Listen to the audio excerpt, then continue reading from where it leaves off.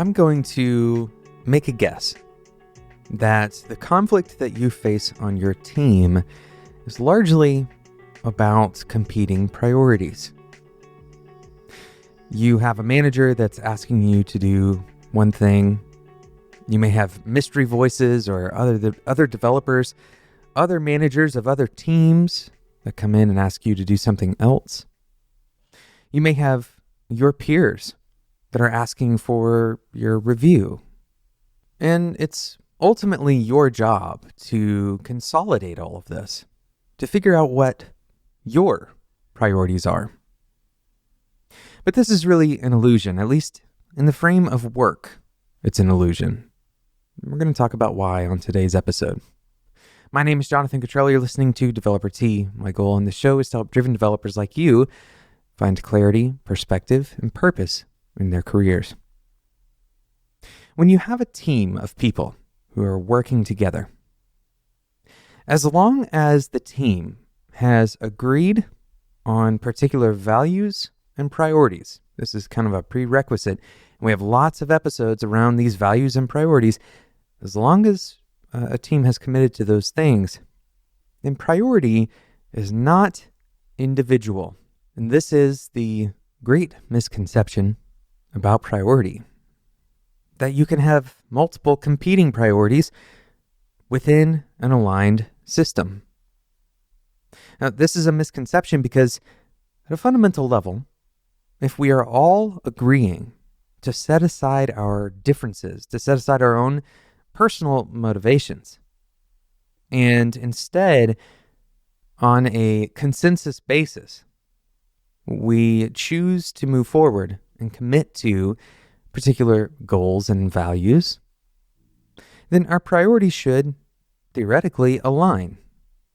And yet, it so often falls to the individual, the developer or the manager, to decide between competing priorities. So how can we change this pattern? How can we align on our priorities rather than trying to negotiate our priorities with each other? And perhaps a related question, should we? Should we allow this negotiation of priority? That's what we're going to talk about right after we talk about today's sponsor, Abstract.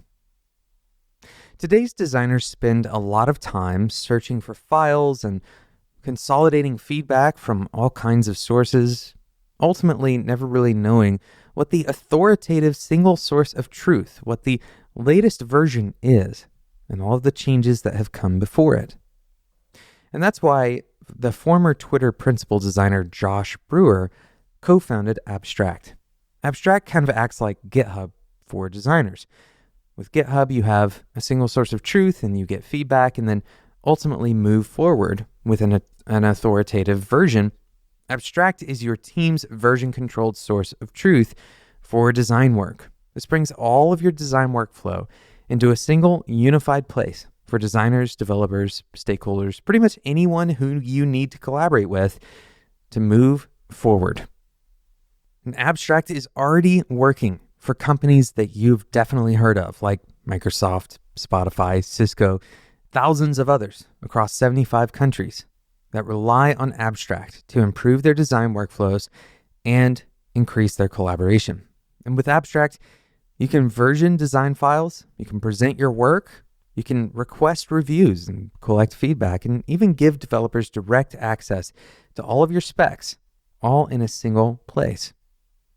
With Abstract, you'll spend less time searching for design files and tracking down feedback, and more time focusing on the things that matter, innovation and collaboration.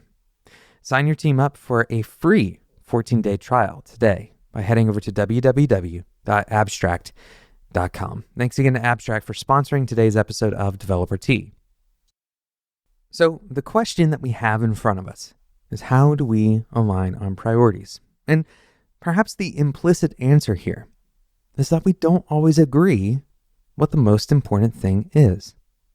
Even if we have a value alignment, and even if we have a goal alignment, we may have a disagreement between which thing is going to achieve that goal. And this is why we end up having to negotiate our different priorities. But most companies don't have that basis, the value alignment and the goal alignment. Instead, they pit teams against each other. One team has one goal and another team has another goal. And so each team has to kind of fight for the resources that are needed to meet those goals. Additionally, individuals have an incentive to meet goals that matter to them, both at a personal level and in a more general way, if it matters to their compensation or to their career growth.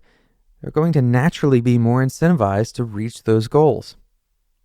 So while it makes sense that theoretically all of our priorities should be the same, in practice, we find out our priorities over the course of a lot of negotiation. And some of this can be healthy negotiation. It's how we test our theories about what is most valuable or what carries us towards our particular goals or values the best. But it can also be toxic and cause conflict between teams. For example, when one team's priorities get placed above in the kind of priority queue, another team's. So while we can't necessarily solve prioritization problems across the board, what we can do is think more intentionally about priorities. The illusion that we have is that a person can have multiple priorities and that everyone can balance those priorities effectively. The truth is that we need to do more work together to determine priorities rather than putting all of that on the individual.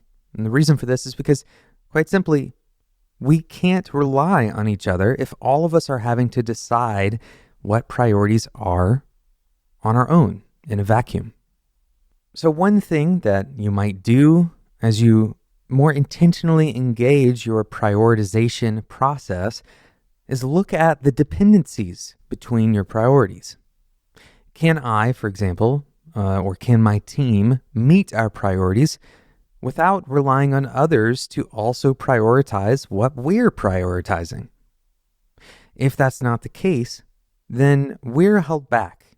We're either slowed down or maybe even blocked by the incentives of another team. This can cause trust issues. It can cause two teams to feel like they're adverse to each other. And ultimately, this breaks apart the culture and causes people to resent each other. This is the opposite of collaboration. If one team relies on another team to meet their priorities, then these teams need to talk about those priorities together. As a developer, a practice that you can carry forward is to talk about the things that you're trading. Whenever you discuss a priority with another stakeholder, another person, your manager, talk about the things that you're trading and where this new priority, this new request might fit in your existing priority list. We don't have multiple lists for priority. We can only truly do one thing at a time. And so what comes first should reflect our priorities. So it is the responsibility of each of us individually to dispel with the idea that we have multiple priorities and that we can manage all of them. We only have one thing at a time.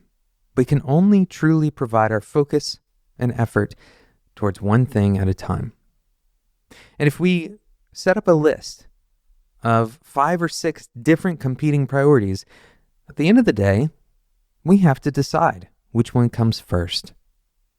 This kind of conversation is one that makes people uncomfortable because deciding which department is more important than the other seems difficult. It seems like it might even be personally offensive. But it makes more sense to make this prioritization process out in the open and more explicit rather than allowing both of those teams to continue under the illusion that both of them are equal priority. They simply can't be. Within the company politics, this is a risky conversation to have, but at the same time, setting expectations so that you can meet and hopefully exceed them is a much better position to put yourself in the long run. Thank you so much for listening to today's episode of Developer Tea. This is a difficult topic for people to talk about, so hopefully this was helpful to you. Thank you again to today's sponsor, Abstract. Start your team's 14-day free trial by heading over to www.abstract.com. Today's episode is a part of the Spec Network. Head over to spec.fm to find other shows like Developer Tea designed for you. Today's episode was produced by Sarah Jackson. My name is Jonathan Cottrell, and until next time, enjoy your tea.